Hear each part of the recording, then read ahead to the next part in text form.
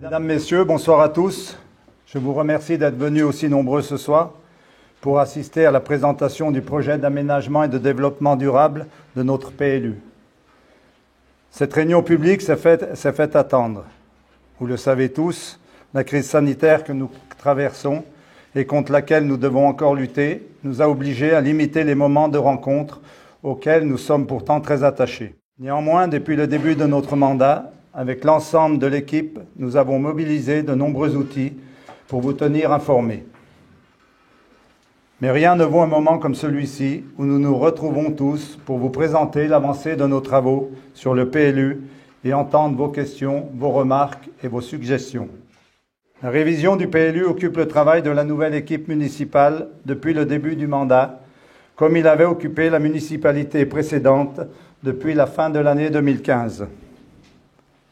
La procédure de révision lancée à l'époque n'a pas pu aboutir à cause de vices de procédure importants qui auraient rendu trop fragile le nouveau PLU. Avec mes collègues élus, nous avons décidé de reprendre le travail en capitalisant sur ce qui avait été fait, mais aussi, surtout, en apportant notre analyse, notre recul après ces 5 années intenses en matière de construction et de consommation de l'espace. Nous avons donc commencé par le recrutement d'un nouveau bureau d'études, en l'occurrence le cabinet Espace Mutation, représenté par Delphine Pelletan et Damien Chaban, à qui je vais laisser la parole dans quelques instants. Avec Delphine et Damien, donc, mais aussi avec Jean-Michel, le premier adjoint en charge de l'urbanisme, avec l'ensemble des élus très mobilisés sur ce dossier et les services municipaux, dont je veux saluer ici l'investissement et le professionnalisme. Nous avons remis à jour le diagnostic. Il nous est en effet paru indispensable de prendre en considération les 5 années qui se sont écoulées, car nous avons tous pu constater que la construction à Combloux s'est développée trop rapidement, ce qui a des conséquences sur la cohérence de l'aménagement du village. Nous devons ralentir le rythme de construction, ralentir la consommation d'espace, favoriser les aménagements stratégiques pour permettre la création d'habitats à l'année. Cela passera par des décisions difficiles réclamées par les services de l'État, car il nous faudra supprimer un grand nombre de terrains constructibles. Mais aujourd'hui, nous constatons que les nombreuses déclarations préalables et autres permis d'aménager ont permis aux propriétaires de terrains de valoriser une partie de leurs biens.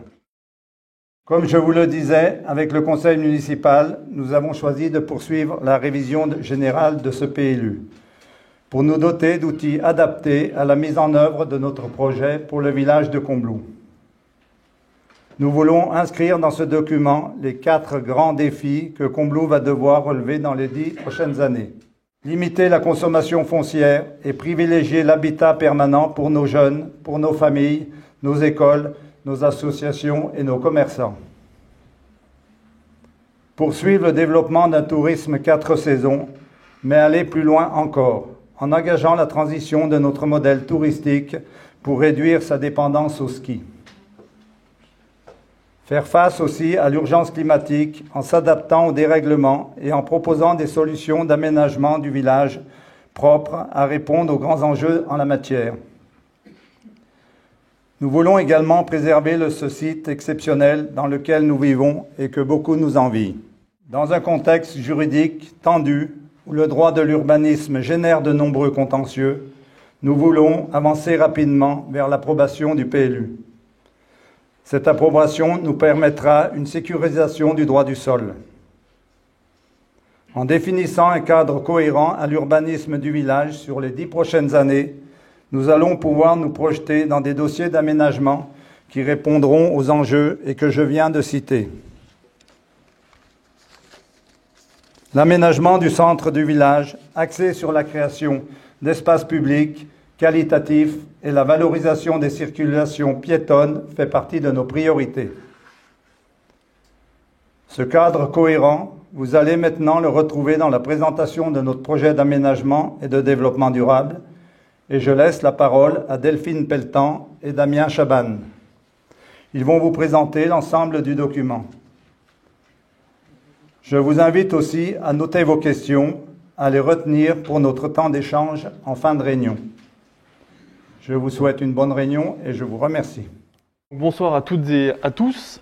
Donc Damien Chaban du bureau Espace et Mutation. On est un bureau d'études basé à côté d'Annecy. Je suis accompagné ce soir de Delphine Pelletan. Nous sommes associés tous les deux dans ce bureau et nous avons repris le travail sur le PLU de Combloux, sur la révision, il y a bientôt une petite année. L'objectif de la réunion de ce soir, c'est dans un premier temps de vous présenter un peu le contenu d'un PLU, le pourquoi de la révision, de la poursuite de la révision de ce PLU, et ensuite de vous exposer le PADD en 3 temps, un axe environnemental, un axe économique et un axe social. Donc l'idée, c'est qu'on vous présente pendant une petite heure ces éléments-là et qu'ensuite on puisse avoir un débat avec vous, une concertation pendant également une petite heure. Donc l'idée, c'est d'avoir 2 heures de réunion constructive ensemble. Tout d'abord, un petit rappel sur la concertation. La concertation, elle est organisée autour de 2 réunions publiques à chaque phase. Donc ce soir, on va vous présenter la synthèse rapide du diagnostic et surtout le PADD, qui est le projet d'aménagement et de développement durable. Et il y aura ensuite une seconde réunion qui sera prévue dans un temps en début d'année 2022 sur la traduction réglementaire.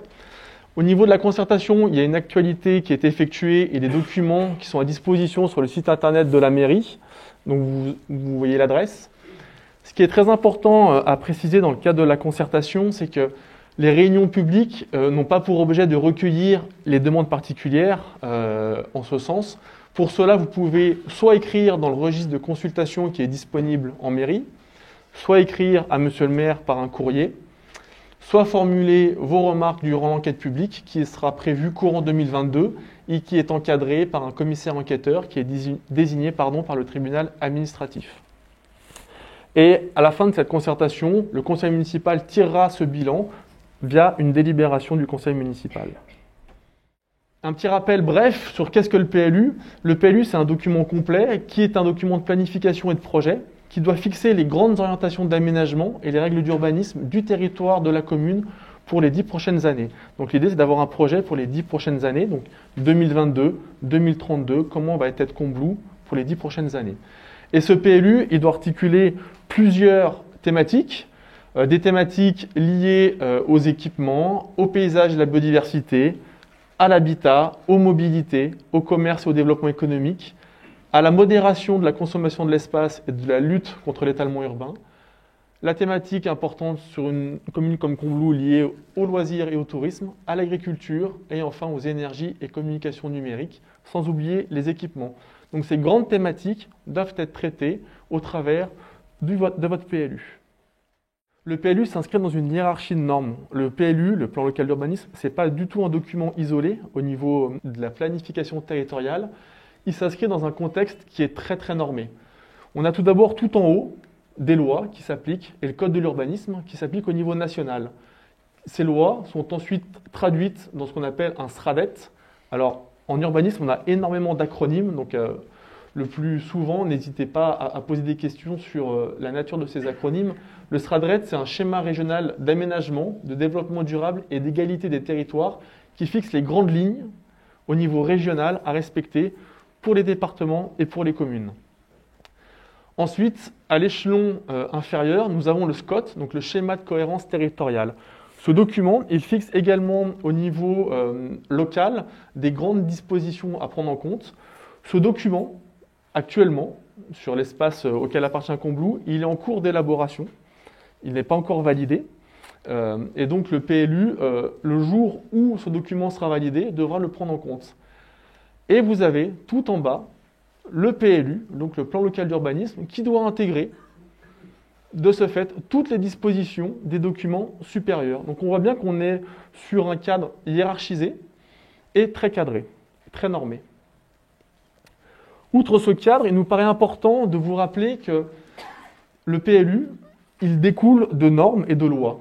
Et la première loi fondatrice par rapport à l'urbanisme, c'est la loi SRU, donc la loi Solidarité et Renouvellement Urbain, qui est venue remplacer les POS, donc les anciens plans d'occupation des sols, par des PLU, les plans locaux d'urbanisme, avec l'obligation d'un projet de territoire l'utilisation économe et équilibrée des espaces naturels et agricoles. Cette loi date de 2000, pardon.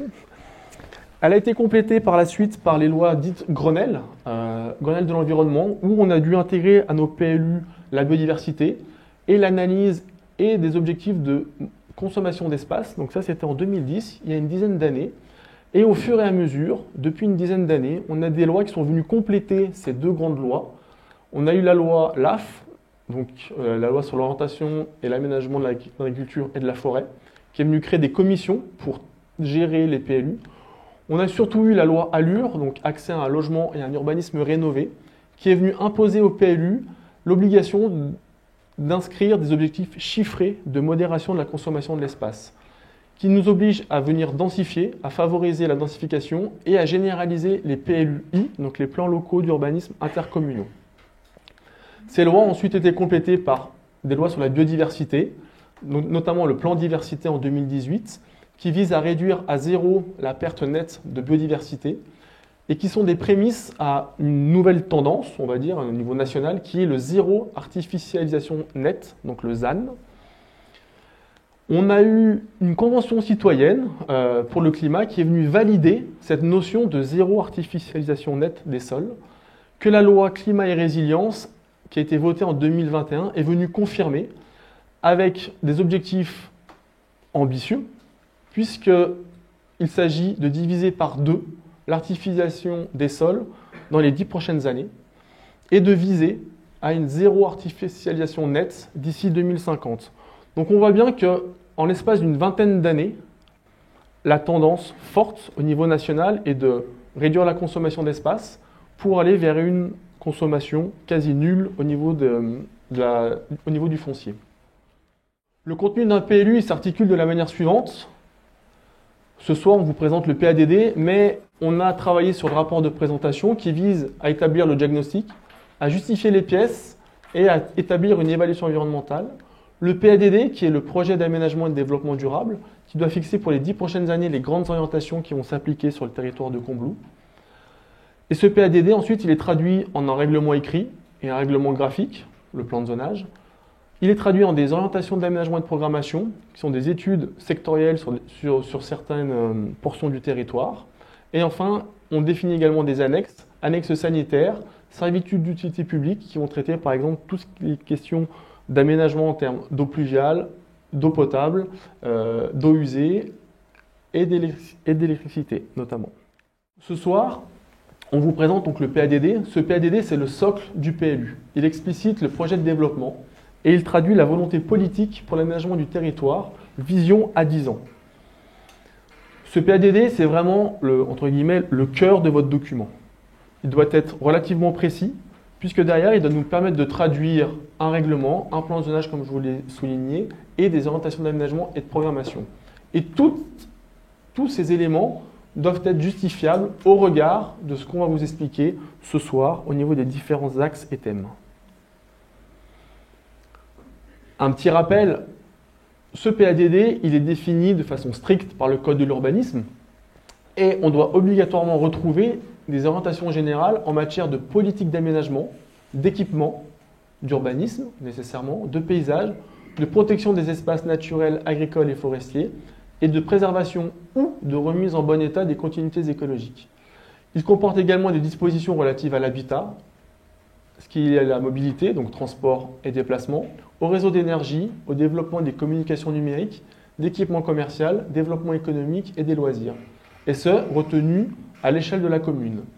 Et grande nouveauté par rapport à votre précédent document, il doit fixer des objectifs chiffrés de modération de la consommation de l'espace et de lutte contre l'étalement urbain. Ça, c'est un point très important, central au niveau de votre futur PADD. Notre façon de travailler est de vous présenter ce qui a été effectué depuis une année avec les élus. Et on a travaillé de la façon suivante, c'est que on va traduire une volonté politique pour l'aménagement du territoire pour les 10 prochaines années. Et pour chaque thématique, on va définir une orientation générale, c'est-à-dire une ligne directrice. Et cette ligne directrice, elle est traduite ensuite en action, c'est-à-dire en moyens pour assurer cette mise en œuvre de cette grande orientation. Le parti d'aménagement qui a été retenu, qui a été discuté et débattu avec les élus, il s'appuie sur 3 grands axes. L'axe environnemental, l'axe économique et l'axe social. Pour l'axe environnemental, il a été retenu le fait d'avoir un cadre naturel et paysager exceptionnel qui doit être préservé, valorisé et qui doit être découvert. Pour l'axe économique, on s'est appuyé sur une économie diversifiée et orientée vers un tourisme plus durable. Et enfin, l'axe social doit permettre de décliner une vie locale à maintenir et à développer, qui doit être la base de l'attractivité du village et du dynamisme de la station. Donc l'idée ce soir, c'est qu'on vous détaille ces 3 grands axes et ces grandes orientations et actions qui vont faire figure pour les 10 prochaines années. Je laisse la parole à ma collègue Delphine. Donc effectivement, on va commencer par le volet environnemental. Alors, une petite synthèse rapide de ce volet. Vous avez un territoire qui dispose de réservoirs de biodiversité, c'est-à-dire d'endroits à forte valeur écologique, nombreux sur le territoire, et de nombreuses zones humides. Ce sont des espaces qui doivent être préservés. On en reparle tout à l'heure. En termes de diagnostic aussi, une armature paysagère et environnementale fonctionnelle, ou encore fonctionnelle. On a par contre, en point plus négatif, central, une consommation d'espace importante ces 10 dernières années qui vient altérer la qualité des sites et des paysages avec un mitage, avec un étalement du bâti. On a en atout pour le territoire une connaissance des aléas et des risques naturels, en atout par le fait qu'on connaît et qu'il y a des cartographies. C'est sûr que c'est une contrainte d'avoir certains secteurs de risque. Et enfin, le dernier point, vous disposez par, on va dire, le passé et encore le présent, qui sont assez fortement agricoles, d'un patrimoine riche et diversifié, puisque on croise sur le territoire beaucoup de hameaux, beaucoup de groupes de fermes anciens qu'il convient de préserver. Voilà pour les 5 grands points qu'on peut retenir du diagnostic. La totalité du diagnostic, tout à l'heure Damien l'a dit, sera rédigée dans ce qu'on appelle le rapport de présentation, pour ceux qui auraient la curiosité de le lire le moment venu. Voilà. Ça vous fera une bonne lecture. Les premiers axes, donc on vous a expliqué orientation générale et les actions. Donc la première orientation générale du PLU, et c'est bien un point central, c'est de commencer par l'axe environnemental, dans le sens où l'idée c'est de permettre un développement à Combloux, d'une manière générale, que ce soit de l'habitat ou du tourisme, mais en ayant le souci de ce cadre de vie dans lequel vous vivez. Donc la première orientation, c'est préserver l'armature écologique du territoire au travers de la prise en compte de la trame verte et bleue. Donc ça va passer par quoi comme action? De préserver les réservoirs de biodiversité, c'est-à-dire les secteurs d'inventaire, les ZNIEF, zones naturelles d'intérêt écologique, faunistique et floristique, les zones humides, les espaces naturels sensibles. Il faut prendre en compte les corridors écologiques. Il faut intégrer la trame turquoise, il faut préserver les espaces de nature ordinaire, c'est-à-dire des espaces qui ne sont pas reconnus pour leur qualité écologique propre, mais pour le fait que ces espaces existent et qu'ils permettent de mettre en lien, de mettre en relation des espaces à forte biodiversité. Je vais peut-être passer à la carte, ce sera plus simple, ça m'évitera de vous redire 2 fois les mêmes choses, et puis ça vous illustre. Vous voyez, les réservoirs de biodiversité, c'est notamment les zones humides qui sont en bleu, et les réservoirs de biodiversité qui sont les quadrillages noirs. Et on remarque que les réservoirs de biodiversité sur votre territoire, ce sont essentiellement des zones humides. Les espaces de nature ordinaire dont j'ai dit qu'il fallait les préserver, ce sont tous les espaces forestiers, tous les alpages. Et puis aussi, dans ce volet environnemental, c'est de conforter les usages des prairies d'intérêt écologique. C'est-à-dire qu'on a un certain nombre de prairies qui sont d'un usage évidemment agricole et que plus on va préserver cet usage agricole, cet usage de pâture notamment, va faire qu'on va participer au maintien de la biodiversité du territoire. Et puis, dernier point sur ce volet environnemental, c'est de conserver et maîtriser les cordons boisés riverains des cours d'eau, parce qu'ils participent également à l'armature écologique du territoire. Deuxième orientation, c'est de valoriser le cadre paysager naturel, atout majeur du territoire d'exception. On a une photo plus dégagée qu'aujourd'hui sur la vue époustouflante dont vous disposez. Donc il s'agit pour ça d'identifier, de protéger les lieux porteurs d'une valeur reconnue aujourd'hui pour la qualité du cadre de vie. Le bois des Mélèzes, le plan d'eau biotope, la CRI, voilà un certain nombre de points dans votre territoire. De préserver les perspectives lointaines sur le grand paysage, les panoramas sur le Mont Blanc, sur les Aravis, sur la chaîne des Fises, et donc de préserver de toute urbanisation, des cônes de vue. Depuis, c'est des lieux emblématiques qui nous donnent cette vue. C'est sûr que de partout, on a beaucoup de vues, mais il y a un certain nombre d'endroits, notamment d'espaces publics, où il faut pouvoir préserver ces grandes vues. Il faut garantir le maintien des ouvertures visuelles et des fenêtres paysagères, notamment aux abords des voies. Et de maintenir des coupures naturelles, c'est-à-dire de ne pas avoir, le long des voies, systématiquement, une constructibilité qui viendrait couper toute vue sur le grand paysage. Il faut traduire les projets de nouvelles pratiques touristiques et de loisirs sur le secteur du plan d'eau biotope. Et puis enfin, c'est une conclusion finalement à ce volet, c'est de circonscrire l'extension de l'urbanisation. Parce que plus on va étendre l'urbanisation, plus on va apporter atteinte au paysage de Combloux, et plus on va avoir du mal à préserver ces fameuses fenêtres paysagères depuis Combloux vers le grand paysage. Un deuxième point concernant le volet paysager, c'est de protéger, valoriser le patrimoine riche et diversifié, et de permettre une cohérence d'ensemble tout en visant une amélioration de la qualité énergétique environnementale. Donc là, on va plutôt parler de la qualité bâtie, de la qualité des projets. Pour cela, l'ambition du territoire, c'est de maintenir les caractéristiques architecturales des constructions traditionnelles, c'est-à-dire qu'il y a un certain nombre de bâtiments identifiés qu'il va falloir préserver, ou en tout cas encadrer en cas de réhabilitation, de manière à préserver leur caractère. De garantir la qualité architecturale des constructions nouvelles, c'est-à-dire de permettre leur insertion dans le paysage, tant par leur volume que par leurs aspects ou leurs teintes, par exemple. De prendre en compte les abords des constructions, avec le souci d'un traitement paysager. On est sur une commune de montagne avec de la pente, et qu'il convient de prendre en compte cette notion de relief dans l'élaboration des projets.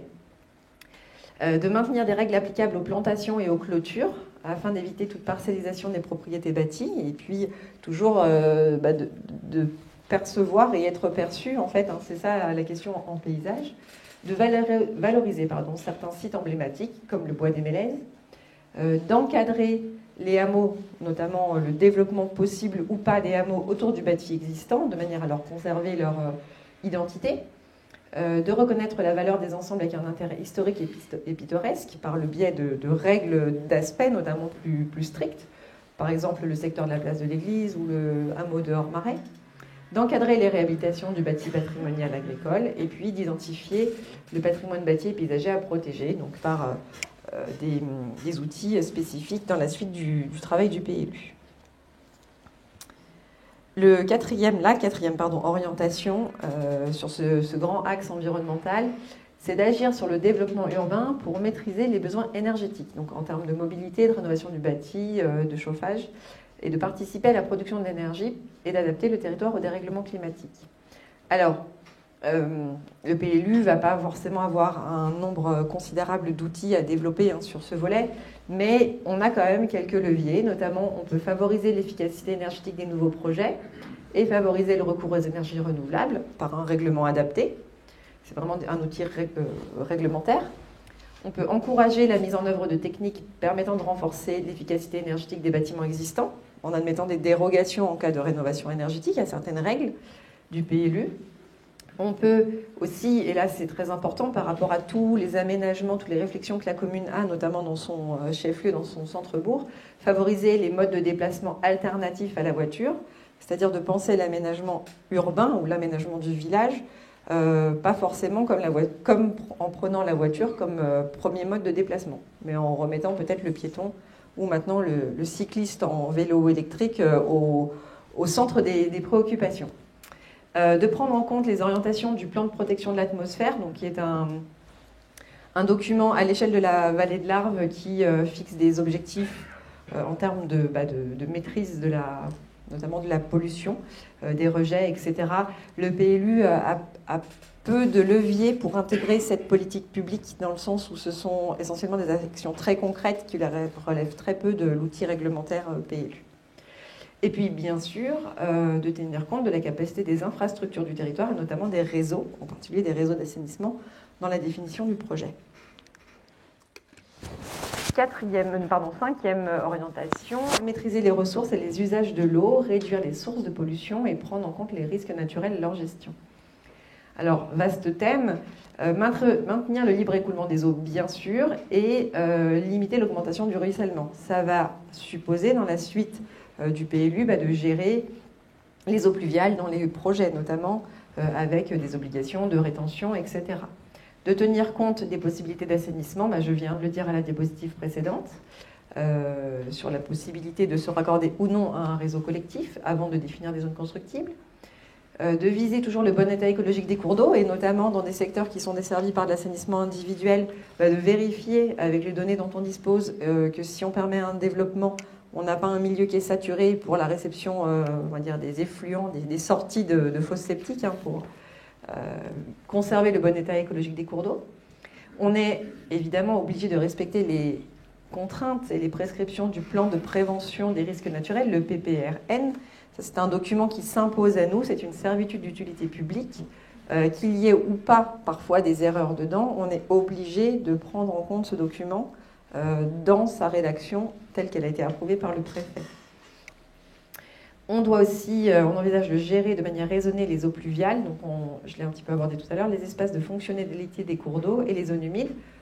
Dans les zones humides, notamment dans leur fonction de gestion de zones tampons par rapport à la question des inondations, des crues, etc. De veiller à la qualité et à l'entretien des boisements en bordure de cours d'eau, qui ont aussi un rôle tampon, on va dire, et un rôle de filtration par rapport à la qualité des cours d'eau, et de favoriser la perméabilisation des sols dans la conception des projets. Donc là, ça va être une orientation dans le règlement du PLU, de ne pas avoir systématiquement recours à des stationnements en enrobé, par exemple, à obliger les projets à avoir ce qu'on appelle un pourcentage, une part des espaces aménagés qui restent perméables, notamment aux eaux de pluie. La dernière orientation générale sur ce volet environnemental, c'est de participer à la réduction et à la gestion des déchets. Pour cela, le PLU souhaite favoriser le recours au tri sélectif, notamment par le renforcement des points de collecte si c'était nécessaire, donc la définition des secteurs adéquats, d'encourager le compostage collectif, en particulier dans les secteurs d'habitat collectif ou intermédiaire, pour qu'on ait un nombre suffisant d'utilisateurs, d'usagers, et puis de permettre en réglementant le stockage et le recyclage des déchets inertes, notamment pour les déblais excédentaires des chantiers situés sur la commune. Donc les déchets inertes, c'est notamment les déchets de démolition de constructions existantes. Voilà pour ce premier axe environnemental. L'idée qui a été développée avec les élus, c'est d'aller vers une économie qui soit diversifiée et orientée vers un tourisme plus durable. Une petite synthèse rapide. Le tourisme, il agit comme un moteur de l'activité économique sur le territoire combloran, avec notamment un gros avantage, c'est que vous avez disposé d'une station qui est familiale, avec un domaine skiable relié, de grande qualité et relativement accessible. Donc ça, c'est une des forces pour le territoire de Combloux. Avec une répartition et un modèle économique qui est relativement équilibré entre la saison d'hiver et la saison d'été, par rapport à d'autres stations, qu'elles soient au Savoyardes ou Savoyardes, vous avez un poids de l'hiver qui représente 65% des nuitées, donc qui est assez équilibré par rapport à ce que l'on peut observer sur d'autres territoires qui vous sont voisins. Donc ça, c'est une force vraiment pour votre activité touristique. En petit bémol, a été observé un manque de lien entre les différentes polarités touristiques, du fait de l'étalement de la commune, forcément, entre plan PRL, plan d'eau biotope et les secteurs de montagne ou les alpages. Bon, ça, c'est un constat géographique, on va dire. On a observé des services à compléter, qui doivent être complétés pour répondre à une demande d'une clientèle dans un contexte de forte concurrence, donc par rapport à des stations voisines et un peu plus éloignées. Et un point positif, c'est qu'il avait été observé une forte chute des lits professionnels. Est venue ces dernières années des opérations pour créer des lits professionnels qui ont compensé l'érosion et la perte de plus de 1000 lits qui avaient été observés ces dernières années. Pour l'activité touristique, la première orientation, c'est de tirer parti des atouts du territoire dans un contexte d'adaptation au dérèglement climatique. Là aussi, on sait que la vallée de l'Arve, la vallée de Chamonix-Mont-Blanc est fortement concernée par cette question. Et donc l'idée, c'est de poursuivre cette transition touristique qui est déjà engagée. Comment faire ? Tout d'abord, c'est en essayant de promouvoir un positionnement d'écotourisme à l'année. Ça passe par diversifier les pratiques sportives et de plein air. Ça passe par mailler les sentiers entre les différents secteurs.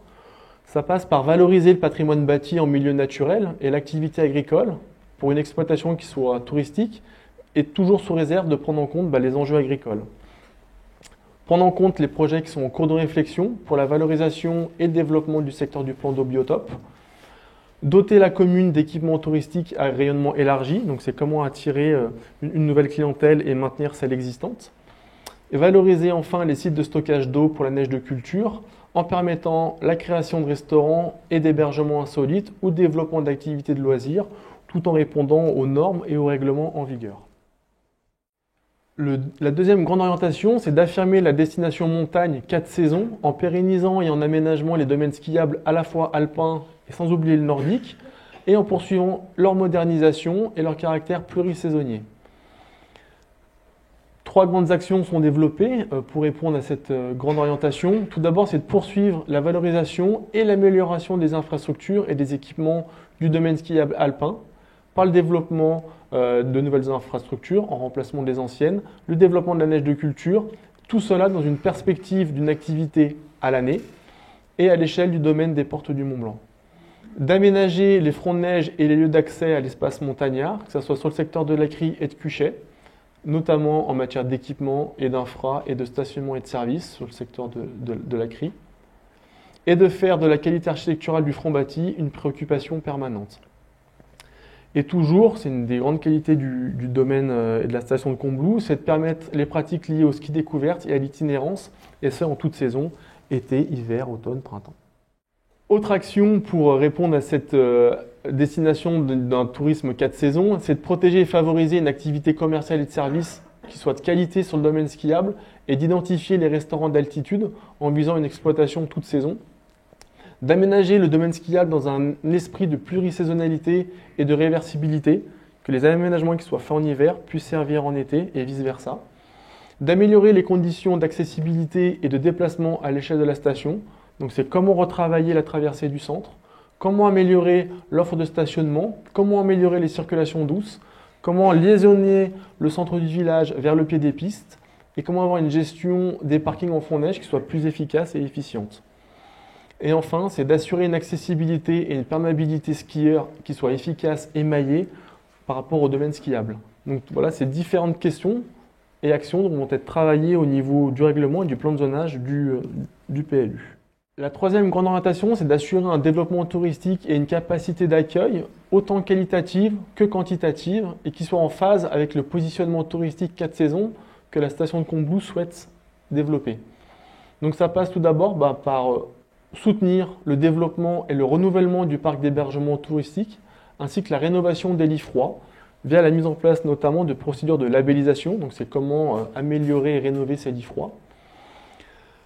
La deuxième grande action, c'est de retrouver une capacité globale d'accueil d'environ 14 000 lits touristiques, soit environ plus 1000 lits, pour retrouver les chiffres qu'il y avait il y a quelques années sur la station de Combloux par rapport à la situation actuelle, pour compenser d'une part l'érosion du parc et d'autre part pour conforter l'offre en fonction de l'évolution de la demande qui va croissant sur ce type de lit touristique. De poursuivre des actions qui vont favoriser l'hébergement durablement professionnel, donc de définir au niveau du PLU des secteurs qui soient spécifiques aux lits neufs professionnels, situés à la fois dans le centre, situés également en front de neige ou à proximité des remontées mécaniques, pour retrouver une intensité touristique importante sur ces secteurs, en termes d'animation urbaine, en termes de gestion des flux skieurs et de mobilité. Cela passe aussi le développement d'un tourisme 4 saisons par encourager la mise sur le marché de lits marchands dits intermédiaires, notamment pour le marché domestique, donc tout ce qui est résidence de tourisme et résidence secondaire. Répondre aux besoins d'une offre d'hébergement des saisonniers, parce que là aussi c'est un point important, pour sécuriser l'activité économique et limiter les déplacements. Donc c'est comment favoriser l'activité touristique et comment accueillir mieux les saisonniers sur le territoire de Combloux. Et enfin, ça passe par affirmer la centralité du village par des projets qui soient structurants et par la requalification des espaces publics. Rapidement, une petite cartographie qui illustre le propos. Tout d'abord, c'est affirmer la centralité du village, soutenir au niveau de l'ACRI l'aménagement du front de neige et des lieux d'accès à l'espace montagnard, valoriser et développer le secteur du plan d'eau biotope, notamment, Et enfin, travailler des liaisons efficaces entre le centre et les fronts de neige. L'activité économique de Combloux n'est pas seulement l'activité touristique, au contraire, c'est une des forces de votre territoire qu'on ne retrouve pas sur d'autres stations, parce que vous bénéficiez d'une activité économique qui est diversifiée, et ça vraiment, c'est un point très positif pour le territoire et qu'il convient de maintenir absolument pour diversifier l'activité économique. Vous avez un tissu économique qui est bien implanté, puisque vous avez environ 80% d'actifs par rapport à la population globale, donc c'est un taux qui est important pour une station, il faut le savoir. Vous avez une agriculture qui est dynamique, avec 17 sièges d'exploitation. Là aussi, on ne retrouve pas forcément ces chiffres-là sur d'autres collectivités voisines, avec des espaces agricoles de qualité et une diversification de l'activité par rapport à de la vente, notamment à la ferme, qu'on peut retrouver sur votre territoire. Vous avez une zone d'activité qui est attractive, qui est pourvoyeuse d'emplois. Vous avez des commerces de proximité qui sont présents, qui sont liés au tourisme. Par contre, petit bémol, vous n'avez pas de grande structure commerciale, et donc vous êtes obligé de vous déplacer plutôt dans la plaine pour faire certains types d'achats. Donc ça entraîne des déplacements. Et au niveau de la typologie de l'activité et des emplois, vous avez des emplois ouvriers qui sont nombreux, ça représente 32% de l'offre. Et vous avez des CSP, donc des catégories socio-professionnelles, qui sont en augmentation dans la population active. Ce qui s'explique là également par le fait que vivre et habiter à Combloux, ça nécessite d'avoir certains moyens par rapport au prix du foncier. Et donc on est sur des catégories sociales supérieures qui peuvent venir habiter sur le territoire. Donc en termes de grande orientation pour l'activité économique, ça passe tout d'abord par maintenir et conforter une activité agricole dans sa dynamique à la fois économique, mais également sociale, environnementale et paysagère. Sans agriculture, pas de paysage. Donc c'est aussi un point important que de maintenir l'agriculture et de la préserver, tout en prenant en compte la réalité et les spécificités d'un territoire montagnard. L'agriculture à Combloux, ce n'est pas la même agriculture qu'en plaine, donc on a des spécificités à respecter. En termes d'action, au niveau du plan de zonage et du PLU, on va identifier les sièges d'exploitation et les cônes d'ouverture existants et les préserver. On va limiter toute urbanisation aux abords de ces exploitations pour leur assurer un fonctionnement et une pérennité. On va garantir une activité dite agro-pastorale en permettant la cohabitation des différentes activités au sein d'un même espace. On va permettre l'activité ski en hiver, mais l'activité agricole en été. Voilà, il s'agira d'avoir une bonne relation entre ces différents types d'activités. Et point important, par rapport au développement qu'a pu connaître le territoire de Combloux, il va falloir qu'on préserve les accès aux parcelles agricoles et qu'on pérennise les chemins d'exploitation pour les activités. Ça, c'est un point très important. Le développement récent est venu parfois enclaver certaines parcelles agricoles et il va falloir qu'on soit très attentif à cette question-là dans les prochaines années. L'activité agricole, ça va passer également par reconquérir des secteurs en déprise agricole. On a sur certains secteurs un enfrichement, donc il va falloir lutter contre cet enfrichement et permettre un usage fonctionnel et lutter contre l'avancée de la forêt. Il va falloir qu'on s'attelle à renforcer la synergie entre l'agriculture et le tourisme par le soutien des initiatives de valorisation des produits agricoles locaux, par l'animation et par l'accueil à la ferme notamment. Et surtout qu'on vienne limiter le mitage des parcelles agricoles et éviter les nouvelles urbanisations pour permettre la préservation des continuités agricoles et des espaces homogènes par rapport à l'activité. Par rapport à l'emploi, cinquième grande orientation, il va s'agir d'assurer un développement de l'emploi local en permettant le maintien et la croissance des activités économiques tout en considérant les enjeux d'adaptation au changement climatique. Premier point, ça passe par pérenniser toutes les activités commerciales du centre-village en recherchant une diversité de l'offre. Identifier la zone d'activité existante de plan mouillé et lui donner les moyens de se développer dans le respect d'une déclaration d'utilité publique qui avait été faite dans le cadre d'une zone d'aménagement concerté.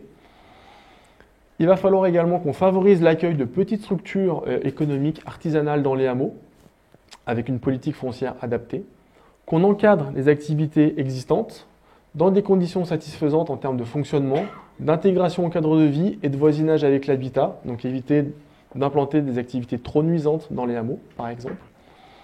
Qu'on offre des conditions pour le développement des activités tertiaires, on le voit bien par rapport à la crise sanitaire qu'on a pu connaître, l'augmentation du télétravail, donc ça passe par le développement d'activités tertiaires, de bureaux notamment, sur certains secteurs, certains sites.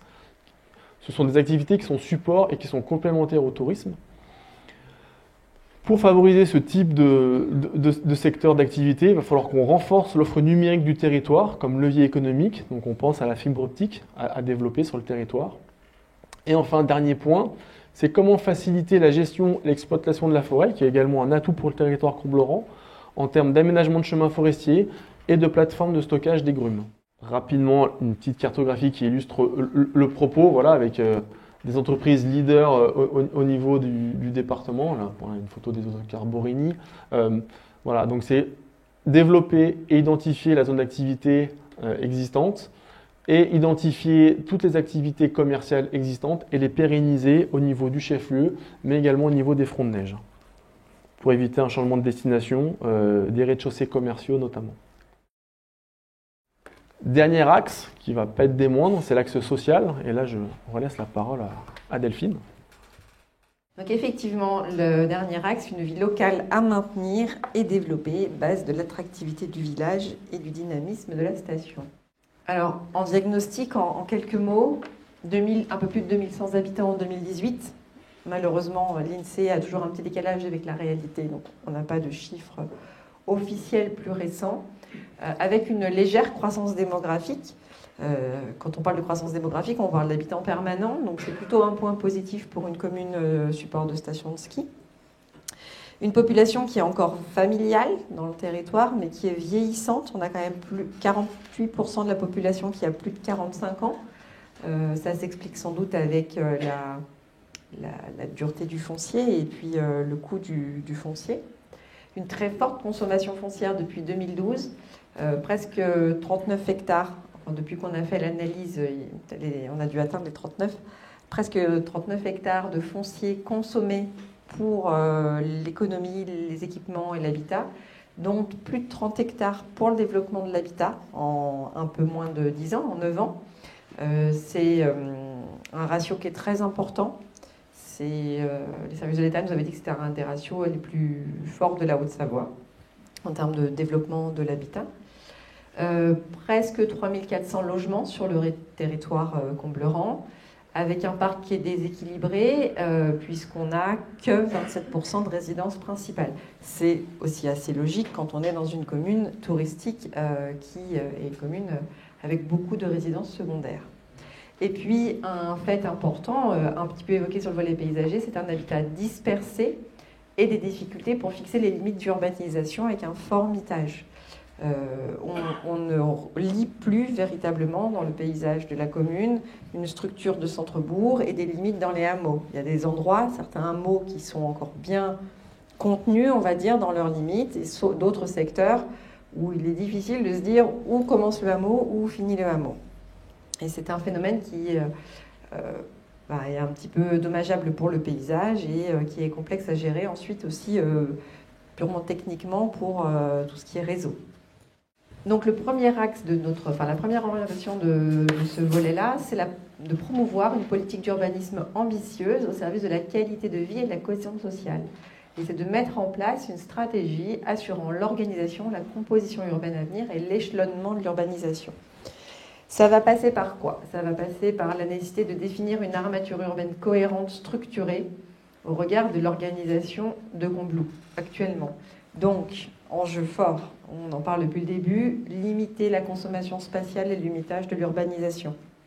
C'est préserver l'étailement agricole homogène et les espaces naturels sensibles. C'est de favoriser l'usage des modes de déplacement alternatifs à la voiture.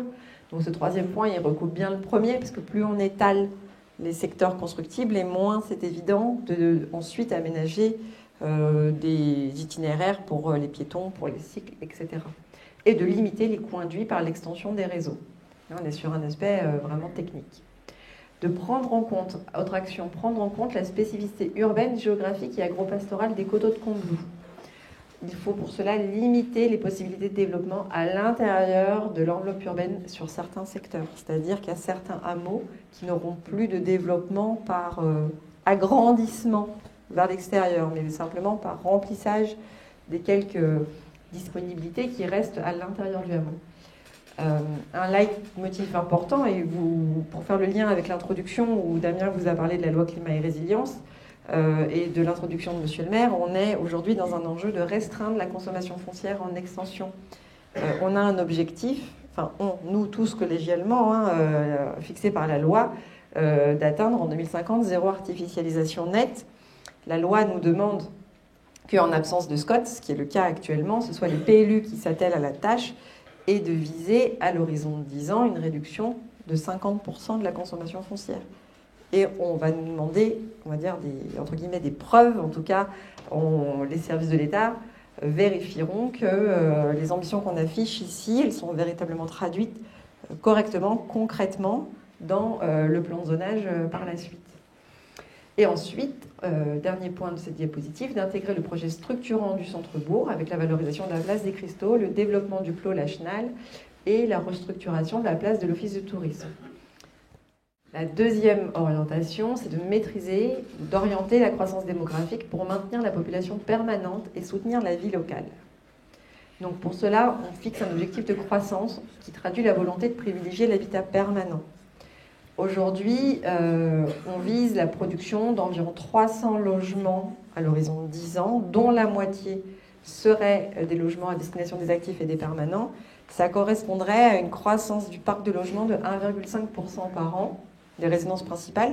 C'est un peu plus fort que ce que vous avez connu sur les 10 dernières années, par rapport aux chiffres de l'INSEE. Comment ? Pour les résidences principales. Les résidences secondaires, on serait plutôt mettre un petit peu le frein sur la production de résidences secondaires.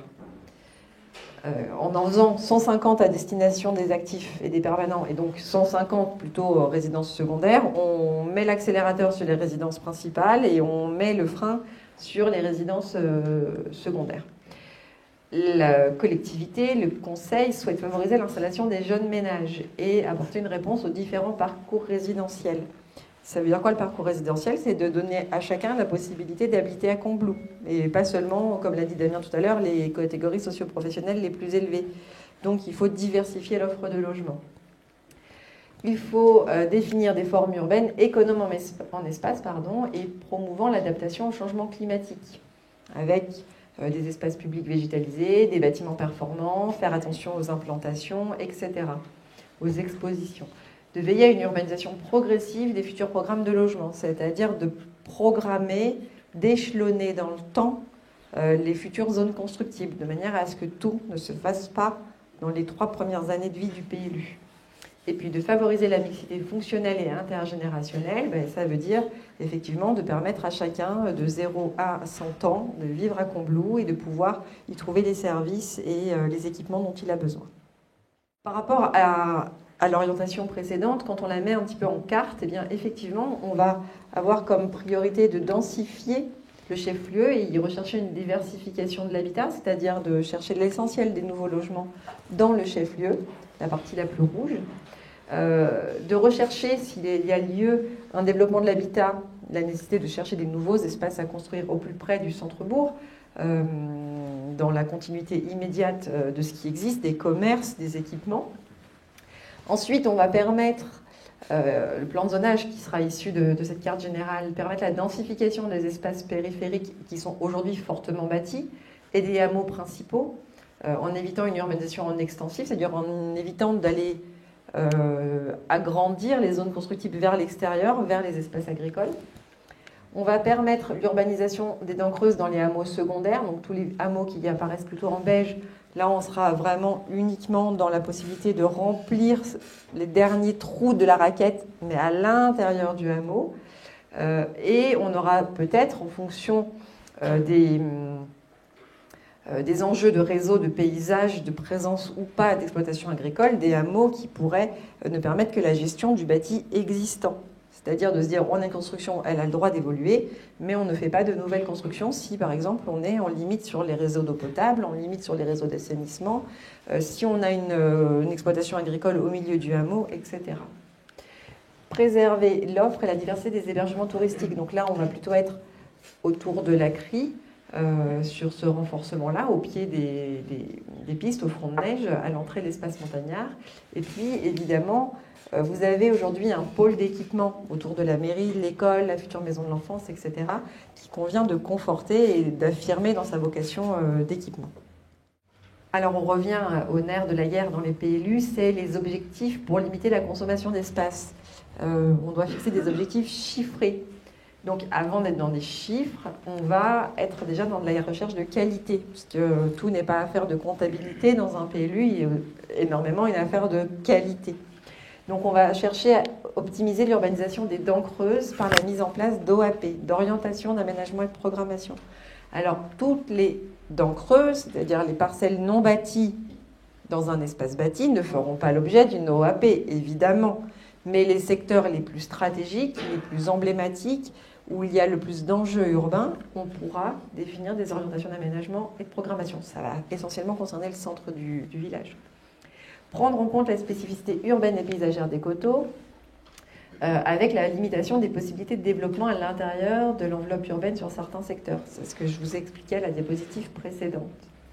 De réduire la consommation foncière en extension sur les espaces agricoles et naturels. Et donc, en évitant de consommer les espaces agricoles homogènes, avec de l'habitat individuel notamment, qui est très consommateur de foncier, en fixant comme objectif la réduction de mobilisation de foncier de 50% par an par rapport à la consommation qu'on a vue dans le passé. Là, j'ai envie de dire, on est obligé d'appliquer la loi. Et du coup, ceci, à l'échelle de 10 ans, ça nous amène à envisager maximum 15 hectares de foncier qui pourraient être mobilisés dans la vie du PLU. Pas forcément 15 hectares sur des terrains agricoles, 15 hectares de foncier où qu'ils se trouvent dans la commune. Il faut aussi, notamment avec un travail fin qu'on fait avec les élus, gérer la mutation du bâti, c'est-à-dire d'identifier notamment les anciennes fermes ou leurs annexes qui peuvent changer de destination, qui n'ont plus de vocation agricole aujourd'hui et qui pourraient être réhabilitées, transformées en logement. Et puis, la conséquence de cette surface-là, et aussi la nécessité d'offrir un parcours résidentiel à chacun, c'est de limiter l'habitat individuel dans la production de logements pour favoriser à la fois la densification et à la fois la diversification des logements. Sur les questions de déplacement, qui ont déjà été un petit peu évoquées de manière transversale, on est sur une commune qui a une très bonne accessibilité. On a l'autoroute qui n'est pas très loin, il n'y a plus qu'à traverser Salange. C'est assez facile de venir chez vous, mais par contre, la contrepartie, c'est qu'on a un chef-lieu qui est traversé par une route départementale qui dessert ensuite d'autres, qui vous dessert et qui, du coup, implique des enjeux de sécurité et d'aménagement. C'est important. On a une desserte en transport collectif qui existe, elle a le mérite d'exister, mais qui est très peu développée et peu performante. On a des équipements présents et diversifiés, en particulier au centre et sur les polarités touristiques. On a une offre en stationnement qui est conséquente dans la commune, avec un double usage pour le quotidien et pour les loisirs. Et puis enfin, on a des modes doux qui sont plutôt bien développés au chef-lieu, mais on a toujours cette domination de la voiture individuelle et de la difficulté de sécuriser l'ensemble des parcours. Alors le PADD décline les orientations. Structurer et animer les espaces publics du centre-village, profitant aux populations touristiques et aussi permanentes. Donc engager une réflexion sur la traversée du centre-village et sa restructuration. C'est quand même bien en lien avec tous les projets d'aménagement du centre-bourg, de la place des Cristaux, etc. De gommer peut-être un peu cette traversée de route départementale pour le centre du village. De repenser les perméabilités piétonnes entre les différents sites générateurs de flux, le centre-village, le plan d'eau biotope, les équipements publics. De s'assurer de l'animation du ré de l'artère principale. Donc, c'est la route de Megève. L'animation, ça passe essentiellement par la préservation des commerces existants. De ne pas les transformer en logements. Parce que tout de suite, l'animation est moins évidente. De conserver et renforcer les sites d'accueil des manifestations ponctuelles, puisqu'effectivement, vous êtes une commune touristique avec parfois des manifestations. D'engager une politique volontariste de stationnement et d'accessibilité en lien avec les commerces. Réalisation d'un parc de stationnement public couvert au village, limiter la place de la voiture dans l'espace public. Et enfin, de travailler la qualité et l'insertion paysagère des espaces publics, dans le respect de l'identité comblerane. Donc là, on était sur des objectifs assez qualitatifs, on va dire. Il faut adapter les équipements publics d'échelle locale et supracommunale pour accompagner les besoins liés à la croissance démographique. Donc, favoriser l'accessibilité des équipements espaces publics pour assurer leur usage pour tous. Donc là, c'est toujours une question de mobilité. D'intégrer un projet de parking public couvert à l'entrée du village. Ça va être dans la réorganisation de tout le parking des Cristaux et de l'entrée du village. De poursuivre la création de nouveaux équipements sportifs et culturels à l'usage de la population locale, notamment la maison de l'enfance. D'accompagner et de poursuivre le développement du réseau numérique, on en a parlé tout à l'heure, à la fois pour le développement économique, mais aussi pour le confort des habitants, notamment avec le développement de plus en plus du télétravail. Et puis de confirmer la vocation d'équipement de loisirs et de tourisme du plan d'eau et de permettre de nouveaux projets, place des Cristaux, office de tourisme, etc. Et puis de créer des réserves foncières destinées au développement des équipements publics et d'intérêt collectif du futur, de manière à conserver cette polarité d'équipement. Améliorer les déplacements et le stationnement à l'échelle de la station et du village. Les actions pour cela, c'est améliorer l'attractivité du centre-village, donc avec le projet de restructuration du centre, en créant de véritables zones piétonnes, d'augmenter la capacité de stationnement dans le cadre des projets structurants, d'améliorer la fonctionnalité et la sécurité des certes routières, de créer de nouvelles liaisons piétonnes urbaines, en lien avec les secteurs existants, et enfin de permettre tous ces aménagements doivent tenir compte du fait qu'il y a la nécessité d'un aménagement rapide et sécurisé des emprises publiques, donc qui nécessite une réflexion préalable dans les aménagements urbains. Après, le PLU a peu de levier sur ce dernier point. Nous en avons donc fini avec Damien sur la présentation du PADD. Nous espérons que ça a été relativement clair pour vous. Pour conclure cette réunion, je voulais adresser tous mes remerciements à Delphine Pelletan et à Damien Chaban pour cette présentation. Je remercie aussi tous ceux qui ont posé les questions, parce que c'est vrai que des réunions comme ça, s'il n'y a pas de questions, les questions font partie de la réunion plutôt. Et j'invite les personnes qui le souhaitent à des renseignements plus personnels, à prendre rendez-vous en mairie. Il y en a qui l'ont déjà fait. Et je voudrais simplement aussi vous présenter le programme pour la suite de la révision du PLU pour les mois à venir. Donc, il nous reste à régler des choses, enfin un règlement, des choses quand même qui sont importantes. Nous allons reformuler les orientations d'aménagement et de programmation, basées en partie sur les études que nous avons réalisées avec Teractem et sur le centre du village, que nous sommes en train de réaliser, et également au pied des pistes. Nous allons fournir et nous allons aussi finir d'élaborer le règlement et le plan de zonage, ainsi que la mise à jour des emplacements réservés. Ces différents documents vous seront présentés lors de différentes réunions publiques. Une réunion aura lieu prochainement pour vous présenter, comme je vous l'ai dit tout à l'heure, l'aménagement du centre du village. Et nous aurons ensuite l'occasion de nous revoir pour présenter le document final du PLU avec le plan de zonage et les règlements des OAP. Si tout se passe comme nous souhaitons, si tout se passe comme nous le souhaitons, nous allons délibérer au niveau du conseil municipal pour arrêter le projet du PLU au mois de février 2022. Cela nous permettra d'enclencher la consultation des personnes publiques associées jusqu'à cette date et vous avez la possibilité de venir déposer vos observations en mairie sur le registre de la concertation. Ce registre, il sera fermé à l'arrêt du projet du PLU. Vous pourrez alors vous exprimer plus tard lors de l'enquête publique qui devrait avoir lieu à l'été 2022. Nous aboutirons donc à un PLU applicable au mois de septembre 2022. Voilà ce que je voulais vous dire par rapport à la question que Marie-Christine tu m'as posée. Donc on va finir le règlement jusqu'à fin janvier. Après on va délibérer par rapport au règlement et après il faudra qu'on passe devant les personnes publiques associées, les services. Et derrière on fera l'enquête publique pour valider au mois de septembre l'année prochaine.